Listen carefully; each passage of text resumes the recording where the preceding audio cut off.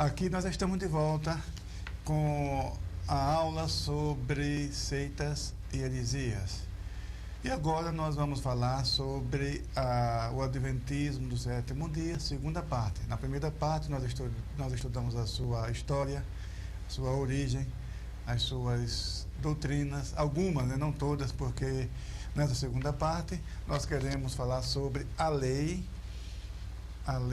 e também sobre o sábado.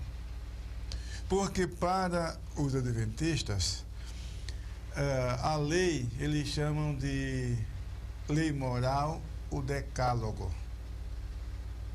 E chamam de lei cerimonial os preceitos que não fazem parte do decálogo.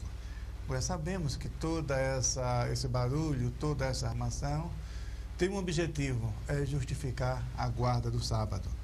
Mas nós queremos mostrar que essa crença dos adventistas não tem apoio bíblico, porque a lei é uma só. Para os judeus é até blasfêmia falar que existe mais de uma lei. Um só Deus, uma só lei, aí que está. Agora, o que existe de fato são preceitos morais e preceitos cerimoniais e também preceitos civis. Agora, a lei é uma só. Uma só. Então, eles dizem que a lei de Moisés, a lei de Deus é o decálogo. E a lei de Moisés são os demais preceitos que não estão no decálogo. E nós refutamos isso à luz da palavra de Deus. Podemos ver, por exemplo, no livro de Lucas, no capítulo 2, versículos 22 e 23, que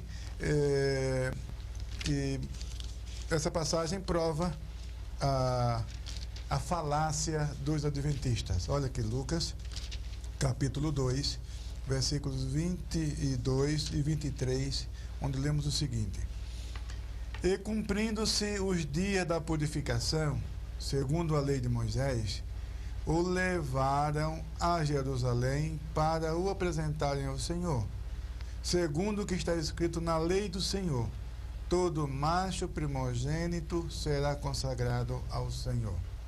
Então veja que, ao mesmo tempo que é dito lei de Deus, lei do Senhor, né? 22 fala lei de Moisés, e no versículo 23, essa mesma lei de Moisés é chamada de lei do Senhor.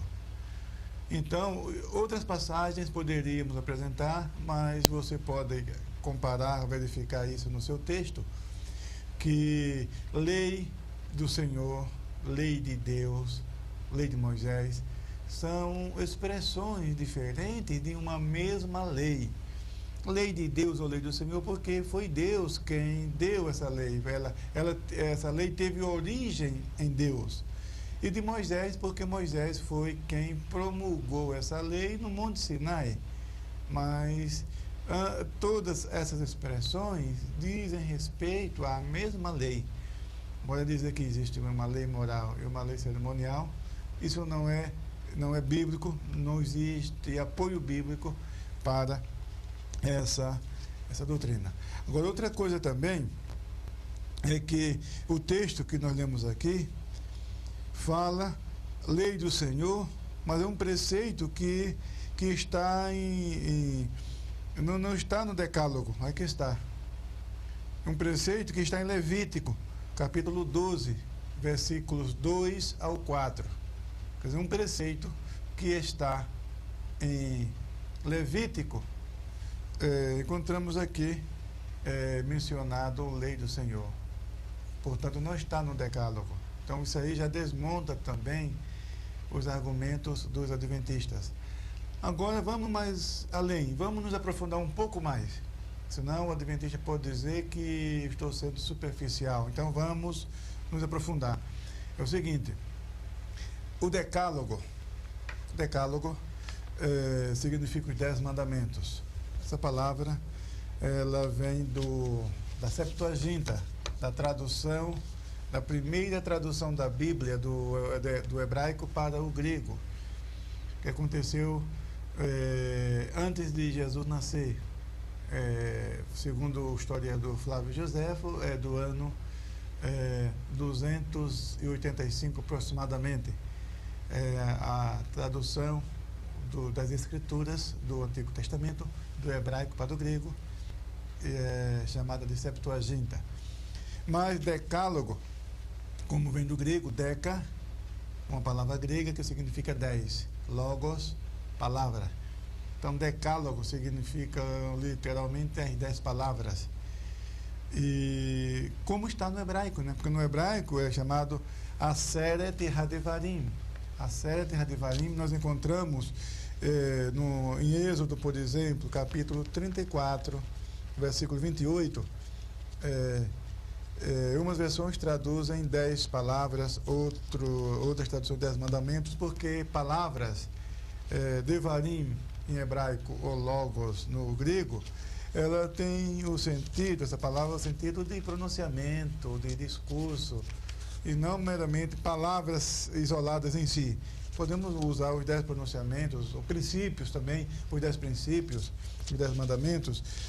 Êxodo 34, versículo 28, lemos o seguinte: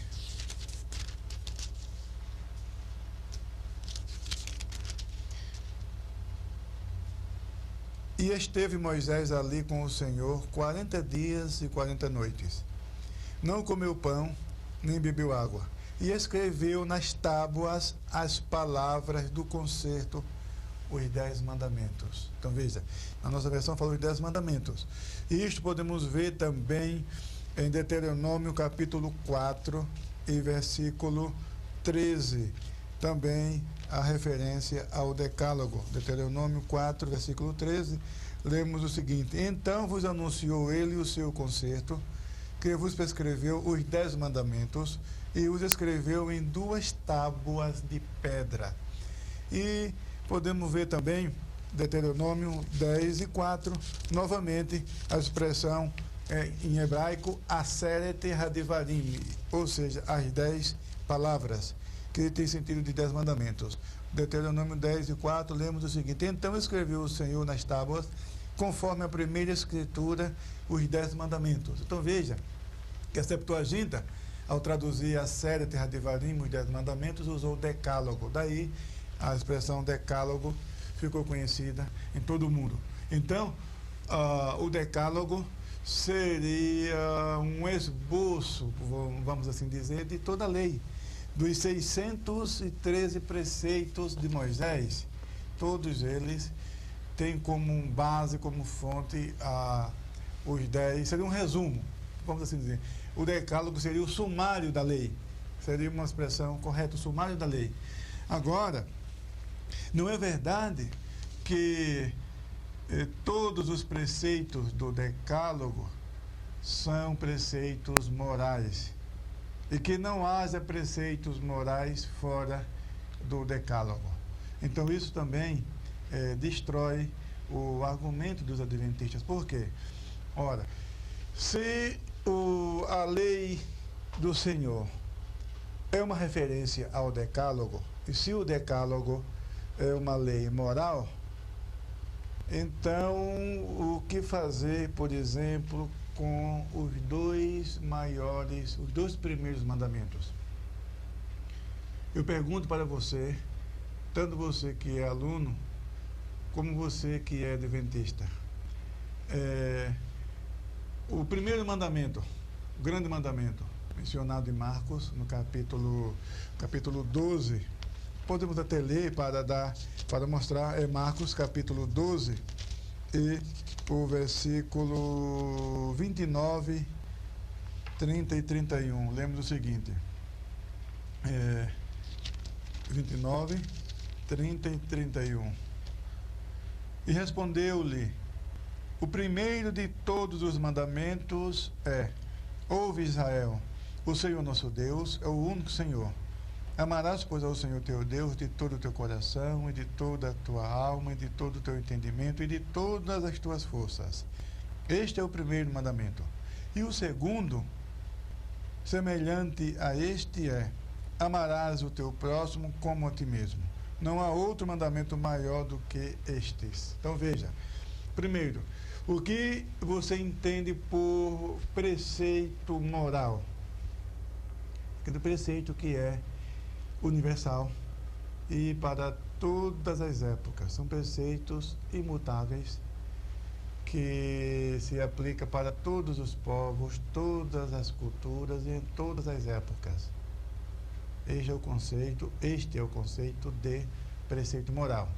E preceito cerimonial, preceito civil, são preceitos específicos para uma época, para um povo, e que não é necessária a sua observância em todas as épocas, em todas as culturas.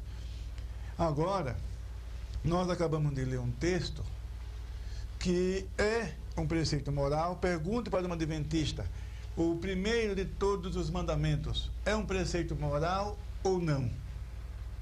Se ele disser que não, então é possível um cristão viver em um determinado lugar e não ter obrigação de amar a Deus. Isso é possível? Porque o primeiro mandamento é: amarás o Senhor teu Deus de todo o teu coração, de toda a tua alma, de todo o teu entendimento e de todas as tuas forças. E o segundo, amar o teu próximo como a ti mesmo. Pergunte para um adventista: este preceito é moral ou não? Ou é simplesmente para um povo, para uma cultura, para uma época? Ou esse preceito vale para todos os povos e em todas as épocas? É claro que é um preceito moral. Agora eu pergunto: onde está no Decálogo esse preceito? O Decálogo você encontra em duas passagens da Bíblia. A primeira está em Êxodo, capítulo 20, e a segunda está no livro de Deuteronômio, capítulo 5, a partir do versículo 17. Então, o Decálogo, os 10 mandamentos, você encontra em Êxodo 20, e depois esse Decálogo está repetido em Deuteronômio, capítulo 5. Verifique e veja se você vai encontrar no Decálogo pelo menos um desses dois preceitos que Jesus citou aqui. Você vai encontrar? Não. O que significa? Preceitos morais fora do Decálogo. Porque o primeiro mandamento Jesus tirou de Deuteronômio, capítulo 6, a partir do versículo 4, não é isso? Deuteronômio, capítulo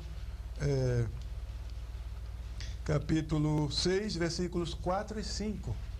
Aí que está. Então, um texto que não está no Decálogo, que segundo o argumento dos adventistas, seria um preceito cerimonial, mas está fora do Decálogo. E agora fica claro que não é um preceito cerimonial, é um preceito moral. O segundo grande mandamento está em Levítico, capítulo 19, versículo 18. Amarás o teu próximo como a ti mesmo. Levítico 19 e 18. Portanto, fora do Decálogo. E nem por isso deixa de ser um preceito moral. Então, essa ideia de que os preceitos do Decálogo são preceitos morais e que os que estão fora do Decálogo são preceitos cerimoniais, são uma falácia, porque não é isso que ensina a palavra de Deus. Então, a lei, ela é uma só. Os preceitos morais, eles estão no Decálogo, estão fora do Decálogo. Preceitos cerimoniais estão também no Decálogo e estão fora do Decálogo. Qual o preceito? O preceito cerimonial fora do Decálogo. A guarda do sábado. A guarda do sábado. Então, como podemos saber isso? Porque, veja só, as testemunhas de Jeová não entram nessa questão do assunto da lei. Os adventistas, sim, eles enfatizam muito, porque está por trás dessa ideia a guarda do sábado.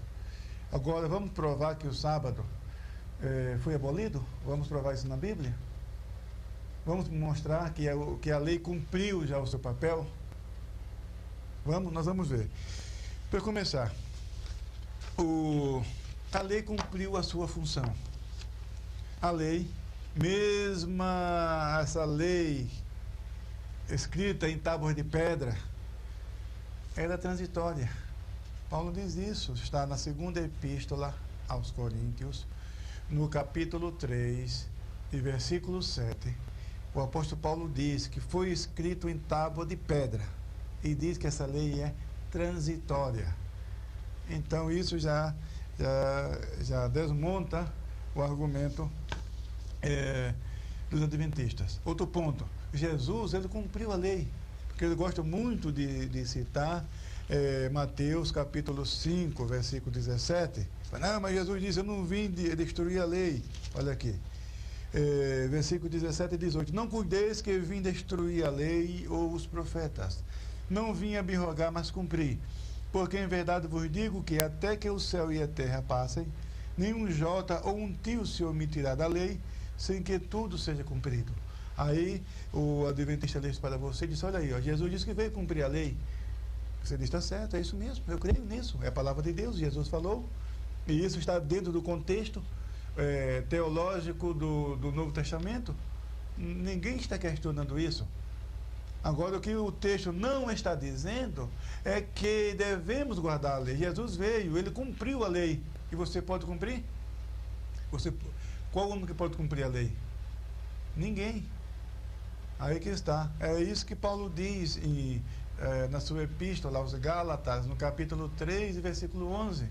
Paulo diz que está amaldiçoado aquele que quer se justificar pelas obras da lei. Aí que está. A lei diz, faça e viva. A graça diz, viva e faça. É diferente. Então, Paulo até vê uma possibilidade hipotética, veja, meramente hipotética, de alguém ser salvo pela lei, desde que esse alguém pudesse cumprir toda a lei. Mas ninguém pôde. Portanto, o ministério da lei não foi para salvar. A lei veio para mostrar a necessidade do arrependimento, a necessidade de uma reconciliação com Deus, veio mostrar o pecado do homem. Paulo diz em Romanos, no capítulo 3, versículo 20, que pela lei vem o conhecimento do pecado. Então a função da lei não é salvar. E não é possível o crente, o cristão, ter compromisso com Cristo e com a lei ao mesmo tempo. Paulo deu outro exemplo, em Romanos capítulo 7, versículos 1 ao 4. Ele faz a ilustração do casamento. Fala que enquanto a mulher, enquanto o marido for vivo, ela será adúltera se ela for de outro homem. Mas morrendo o marido, ela está livre. Ela pode se casar. Então, e Paulo faz essa ilustração para mostrar que não é possível o cristão ser de Cristo e da lei ao mesmo tempo. Não. Então, a lei cumpriu o seu papel. A lei, Jesus cumpriu. Quando Jesus disse, não vim abrogar a lei, mas cumprir, essa palavra não significa que nós, os cristãos, temos a obrigação de cumprir a lei. Primeiro que não podemos, ninguém pode cumprir. Ninguém jamais pode cumprir a lei. É começar por aí. Em segundo lugar, que Jesus está dizendo que ele veio cumprir e cumpriu. Ele veio cumprir e cumpriu. E nos deu a graça. Agora, usar essa passagem bíblica para fundamentar a doutrina da guarda da lei, não tem fundamento. É simplesmente deplorável. E nós não aceitamos. Então, observar a lei é desvio. Observar a lei de Moisés, ou a lei de Deus, como eu queira chamar, como condição para a salvação. Veja só, Paulo não criticou a lei. Paulo reconhecia a santidade da lei. Agora, o que o apóstolo fez foi colocar a lei no seu devido lugar. Foi isso. Ele disse que a lei é santa. Romanos capítulo 7, a partir do versículo 7, ele diz que a lei é santa, mandamento bom, justo. O problema não está na lei, o problema está em nós, seres humanos, pecadores, imperfeitos, que nunca, jamais, o homem pôde cumprir a lei. Então o problema não é dela, ela é santa. Foi Deus quem deu. Só que o objetivo dela não é salvar. O objetivo dela é mostrar o pecado.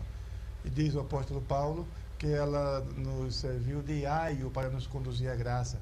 Isso está em Gálatas, no capítulo 3. Então, desvio, sim, recaída espiritual, retrocesso alguém querer guardar a lei e guardar o sábado como condição para a salvação. Não.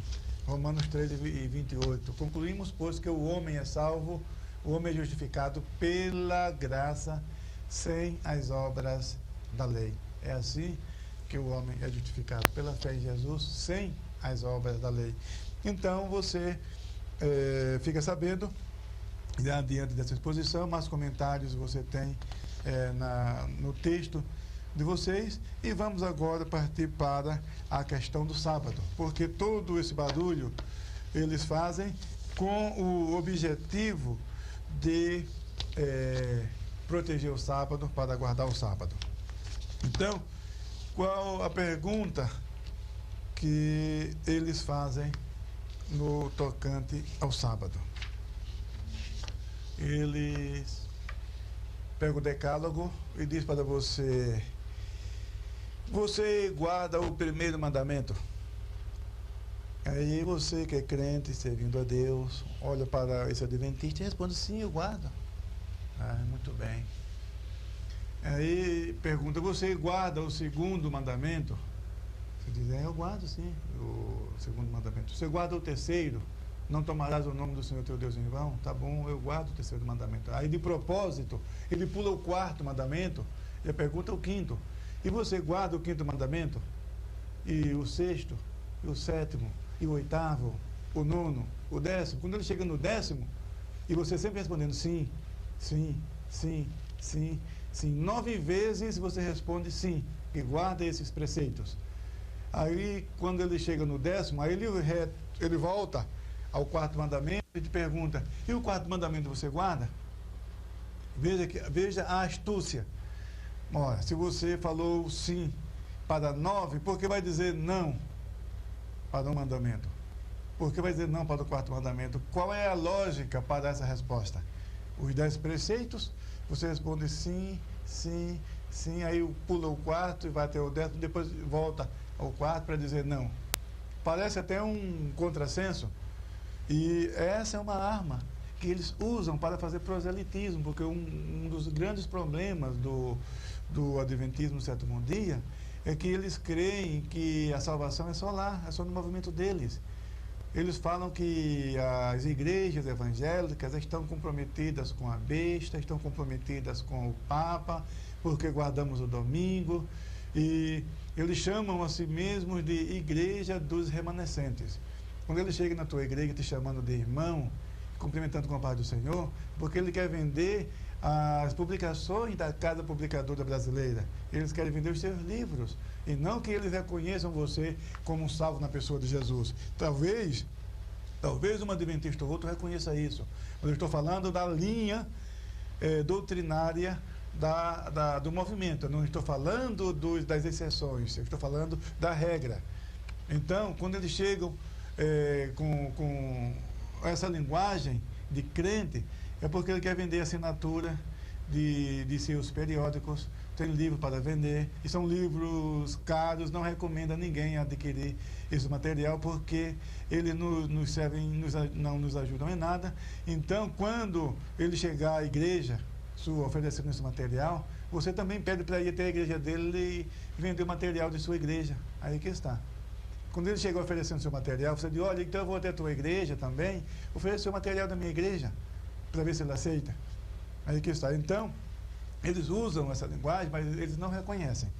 Eles chamam, repito, a si mesmos de a igreja dos remanescentes. Quer dizer, só eles são salvos. Então, você, para ser salvo, precisa deixar a sua igreja e ir para a igreja dele. Então, eles trabalham, eles usam um sectarismo desleal, eles usam um proselitismo desleal e sectário. É característica deles, de levar crentes de outras igrejas para o seu movimento, porque eles creem que é só lá que tem a salvação, porque eles guardam o sábado. Então, ele faz uma pergunta dessa e você fica sem resposta. Puxa vida, eu falei sim para 9 mandamentos e justamente o sábado eu vou dizer não.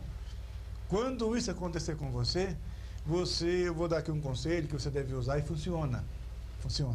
Então você pede para ele ler Mateus, Evangelho de Mateus, no capítulo 12 e o versículo 5. Olha aqui, Mateus, capítulo 12, versículo 5.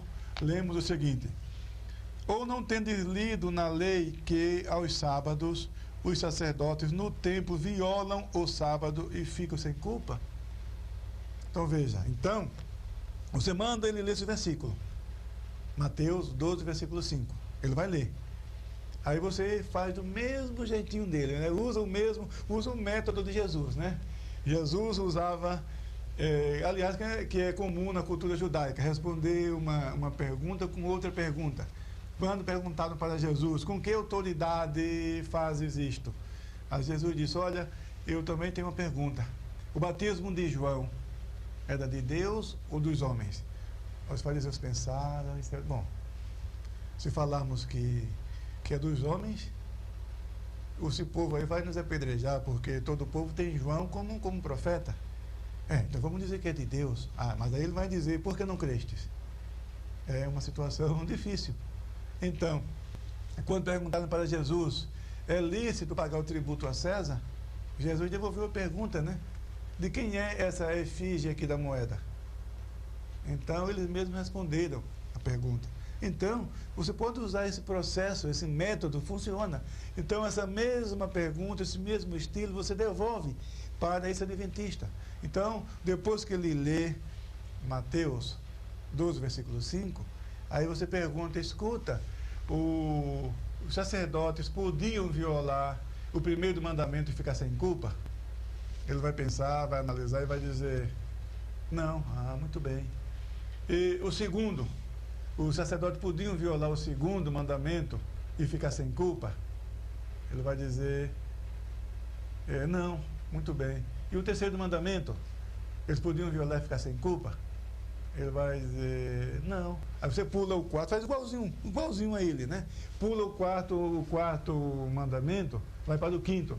E o quinto, e o sexto, e o sétimo, e o oitavo, e o nono, e o décimo. Quando chegar no décimo, aí você volta para o quarto mandamento igualzinho a ele.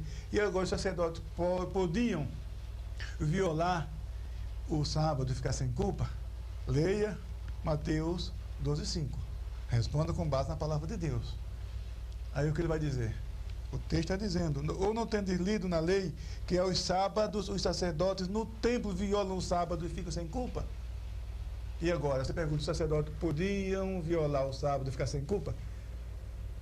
Então, aí está a resposta para esse argumento que eles costumam usar para defender a doutrina da guarda do sábado. Agora, outro ponto. É bom que você saiba que quem quer guardar o sábado não é pecado não, viu, pessoal? É bom deixar claro isso. Tá? Não é crime, não é uma desonra, não. Agora, é uma fraqueza espiritual, tá certo? É um retrocesso, em vez de ser um avanço, seria um retrocesso. Paulo disse, podemos ver em Gálatas, mesmo em cima, Gálatas, no capítulo 5. Gálatas, capítulo 4, né? Gálatas 4, versículo 10. Olha o que o apóstolo Paulo diz. Guardai dias e meses e tempos e anos. Receio de vós que haja eu trabalhado em vão para convosco. Versículos 10 e 11. Então veja que Paulo viu que realmente ele reconhecia que ameaçado no seu trabalho. Será que eu trabalhei em vão tanto tempo? Depois de tudo que eu falei, que eu ensinei, e agora essa gente está guardando dias e meses e anos como condição para a salvação, porque ele dizia está nisso. Porque Paulo está escrevendo aos Gálatas, portanto aos gentios. Um judeu nasceu na sinagoga, foi criado na sinagoga, viveu aquela cultura judaica, e ele se converte ao cristianismo, não há problema nenhum ele guardar o sábado, viver os preceitos da lei de Moisés, porque os preceitos são saudáveis. Aí que está. Não há nada de vergonhoso na lei de Moisés. Não. Se quer guardar os preceitos, a ética judaica é uma ética muito elevada.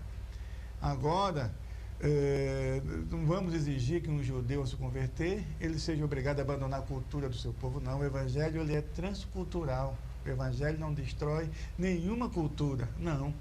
Então, é muito comum você ver judeu evangélico, judeu-cristão, que vai aos cultos aos domingos, que usam o seu kippá sobre a cabeça, usa o seu talite, tá certo? Que usa a prática, observa o kashrut, quer dizer, as leis dietéticas prescritas por Moisés, eles observam, eles não estão pecando com isso.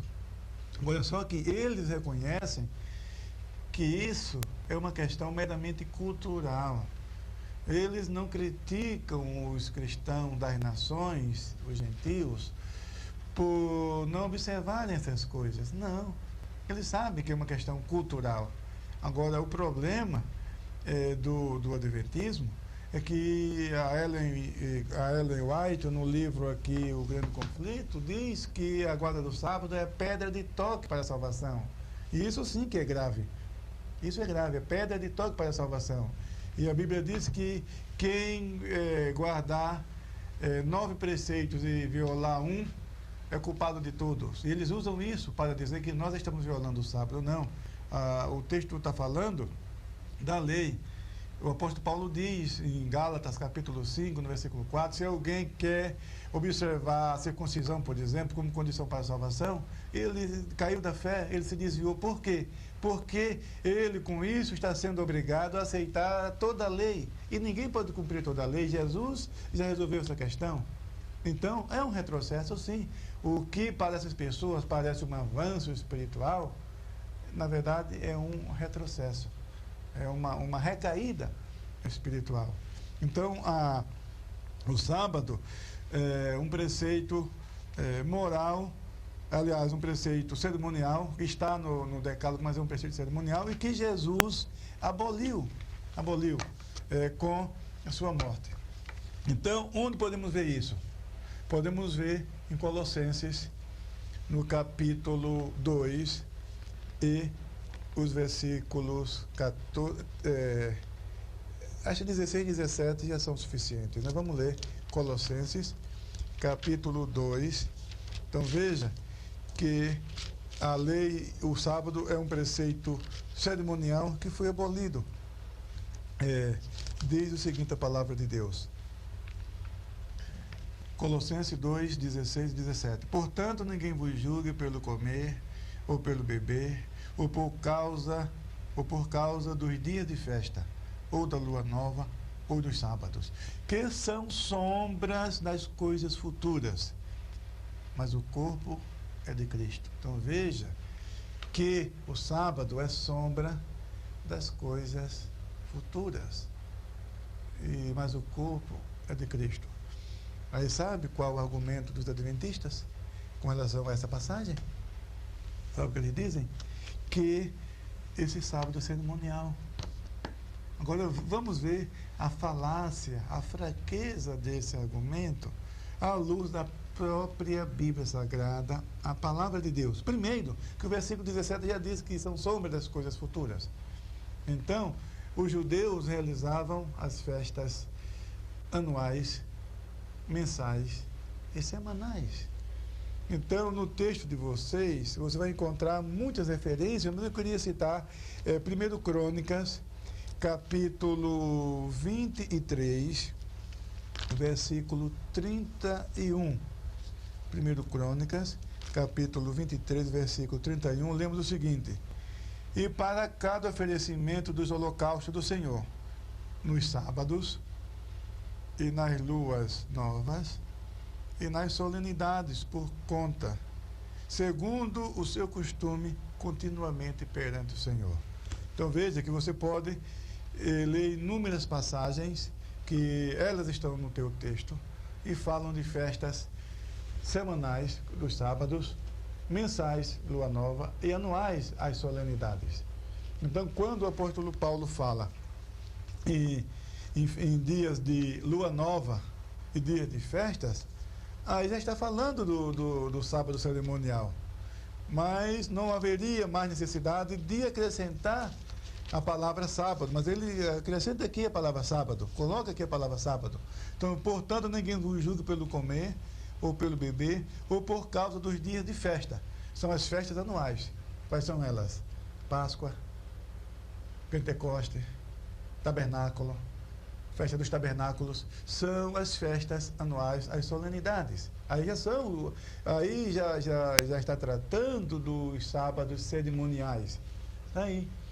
Então, as festas mensais, Paulo chama de lua nova. E realmente, o mês judaico, o calendário judaico é o calendário lunar. E o que isso significa? Que a lua nova, ela aparece entre 28 e 30 dias. E cada vez que aparece a lua nova, é o início de um mês. Então os sacerdotes tocavam trombetas e anunciavam de aldeia em aldeia toda a casa de Israel que chegou o novo mês. Então é uma festa chamada de lua nova. E o sábado, que é o dia dos judeus guardada e tudo mais. Então essas três festas já são mencionadas aqui no versículo 16, e depois o apóstolo conclui no versículo 17, que são sombras das coisas futuras. Então, é muita fraqueza querer argumentar e dizer que o sábado abolido aqui é sábado cerimonial. Não, o sábado cerimonial já aparece na palavra dia de festa, dos dias de festas. Aí já encontramos o sábado cerimonial. Então, fica descartada essa possibilidade de sábado cerimonial com esse sábado mencionado aqui nesse versículo. Agora, outra coisa que precisamos falar também, ainda com relação ao sábado, é que o sábado estava previsto, a sua mudança estava prevista, porque já citamos, por exemplo, o texto de 2 Coríntios 3, versículo 7, que fala que a lei escrita em tábua de pedra era transitória.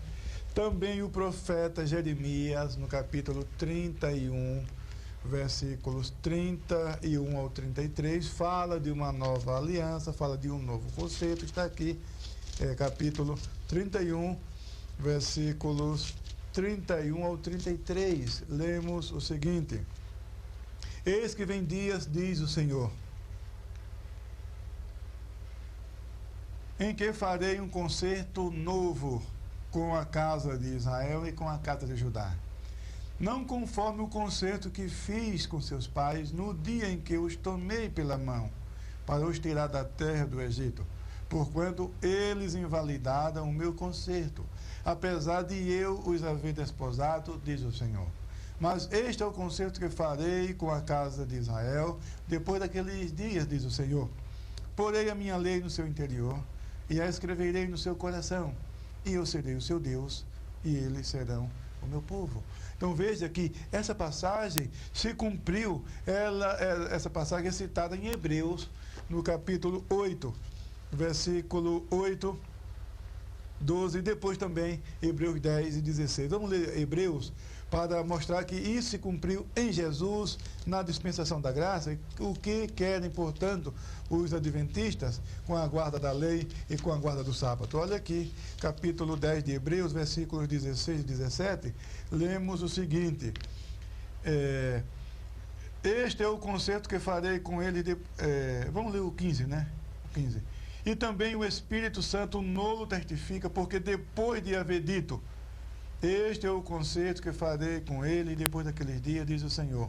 Porei as minhas leis em seus corações e as escreverei em seus entendimentos. E acrescenta, e jamais me lembrarei de seus pecados e de suas iniquidades. Então veja que o escritor da epístola aos Hebreus está citando o texto de Jeremias, capítulo 31, versículos 31 ao 33, dizendo que se cumpriu em Jesus, na nossa dispensação. Então, a mudança do sábado já estava prevista. Agora, vem a questão do domingo. Afirmam que todas as igrejas, aí está o que já foi dito, o exclusivismo do adventismo do sétimo dia, em afirmar que só eles são salvos porque nós guardamos o domingo, e por causa disso estamos comprometidos com a besta. É isso que eles falam. Mas acontece que a Bíblia mostra que o domingo era uma prática não imposta, mas foi algo espontâneo, por ser o dia em que o Senhor Jesus ressuscitou. Podemos ver no Evangelho de Marcos, no capítulo 9, capítulo 6 e versículo 9, encontramos que Jesus ressuscitou. Não, 9, vamos ver aqui, Marcos capítulo 14 e o versículo 9, exatamente. E Jesus, tendo ressuscitado na manhã do primeiro dia da semana, apareceu primeiramente a Maria Madalena, da qual tinha expulsado 7 demônios. Então veja, ressuscitado no primeiro dia da semana, portanto domingo. Você sabe em que dia da semana se realizou o primeiro culto cristão? Foi no domingo. Você quer ver isso na Bíblia? Evangelho de João, Evangelho de João, capítulo 20, veja só, e o versículo 19. Vamos ler? João 20 e 19, lemos o seguinte: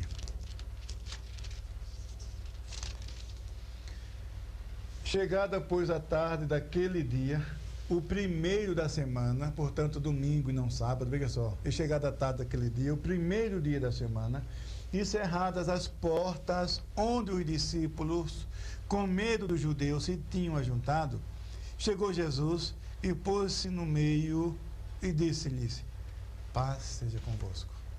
Aí está. Os discípulos estavam reunidos e Jesus apareceu aos seus discípulos na tarde daquele domingo. Portanto, o primeiro culto foi no domingo. E o segundo culto, você quer saber também? Foi no domingo. Está aqui nesse mesmo capítulo, no versículo 26. Porque quando Jesus apareceu naquela reunião, Tomé não estava.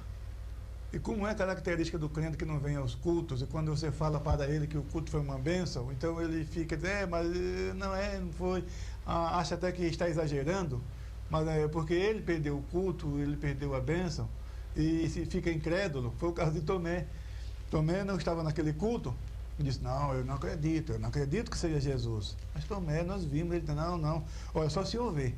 E não somente vendo, nem assim acredito, eu quero ainda apalpá-lo e pôr as mãos nas feridas, aí sim, aí assim crerei que é ele mesmo. Tá bom, ficou assim. Mas diz o texto sagrado, João 20, versículo 26, diz assim: e 8 dias depois, portanto, que dia? Domingo, não é isso? 8 dias depois, estavam outra vez os seus discípulos dentro, e com eles Tomé. Chegou Jesus, estando as portas fechadas, e apresentou-se no meio e disse: paz seja convosco.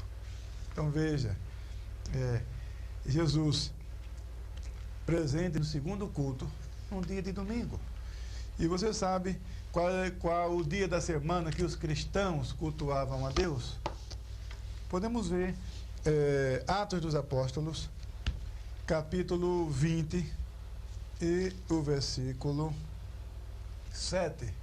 Lemos o seguinte: no primeiro dia da semana, ajuntando-se os discípulos para partir o pão, Paulo, que havia de partir no dia seguinte, falava com eles e alargou a prática até a meia-noite. Então veja que no domingo, no primeiro dia da semana, no culto, Paulo pregou naquele culto, era até dia de ceia, da ceia do Senhor. Então veja, partir do pão. Então veja, culto no domingo. Você quer outro exemplo ainda do domingo? Vamos ver na primeira epístola do apóstolo Paulo aos Coríntios, no capítulo 16. 1 Coríntios, capítulo 16, olha o que diz aqui a palavra de Deus com relação ao domingo. Diz assim, 16 e o versículo 2. No primeiro dia da semana, cada um de vós ponha de parte o que puder juntar, conforme a sua prosperidade, para que se não façam as coletas quando eu chegar. Então, o que o apóstolo está dizendo? Olha, no dia de culto, portanto, no primeiro dia da semana, no domingo, cada domingo que vocês se reunirem para cultuar a Deus, vocês devem levantar uma oferta.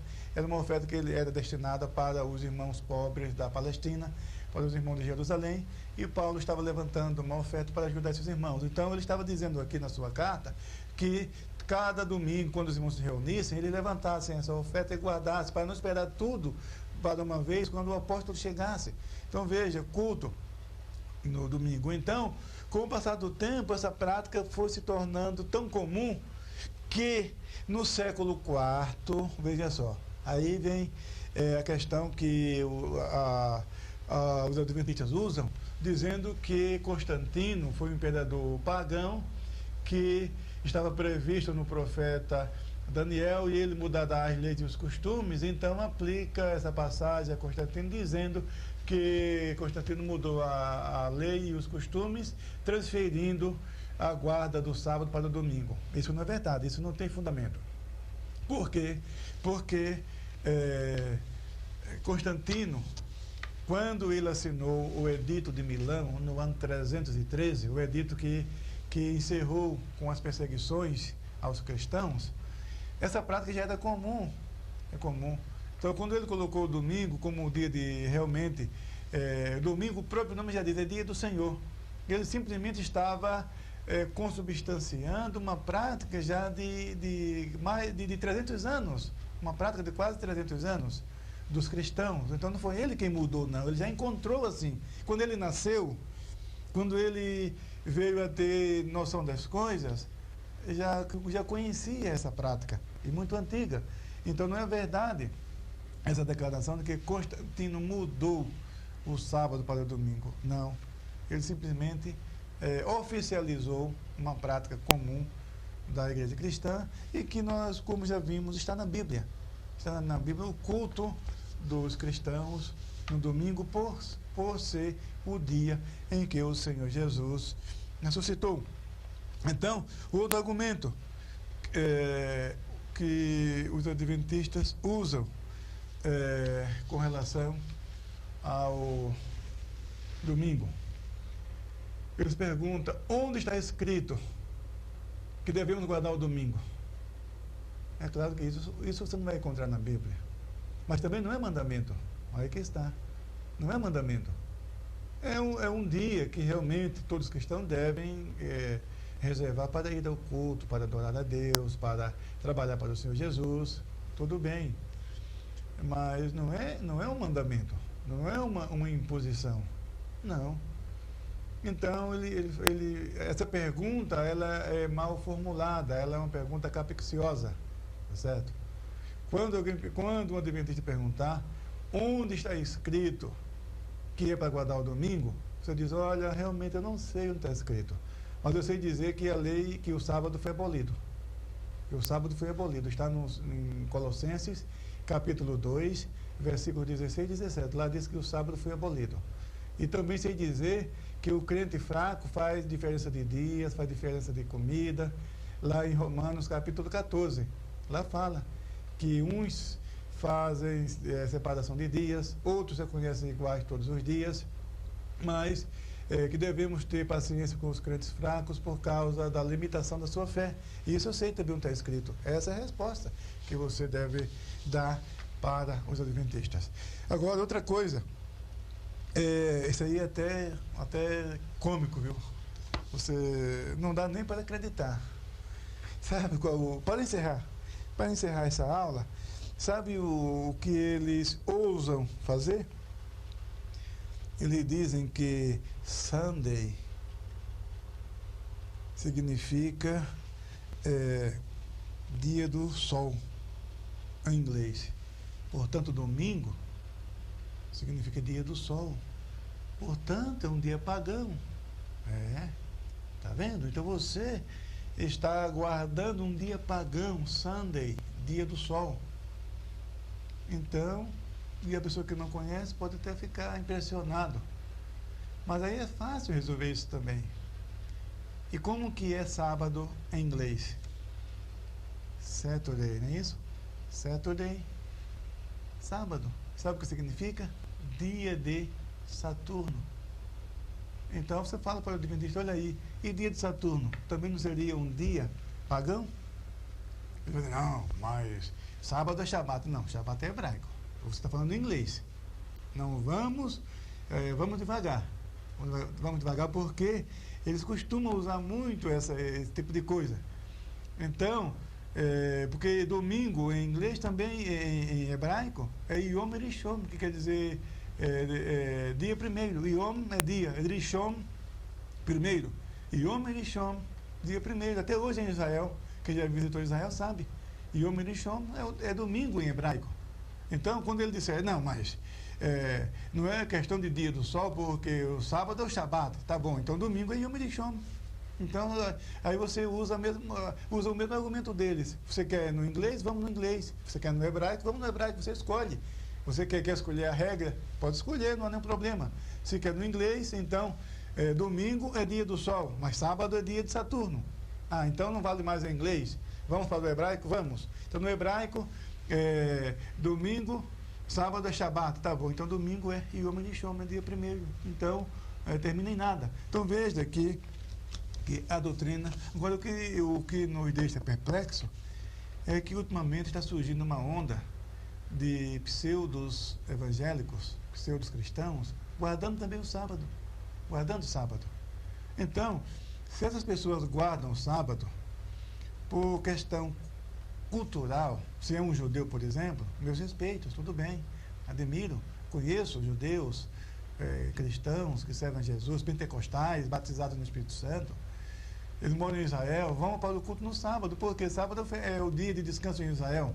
Então não tem sentido ele trabalhar se a firma está fechada. Então o dia de culto deles é o sábado.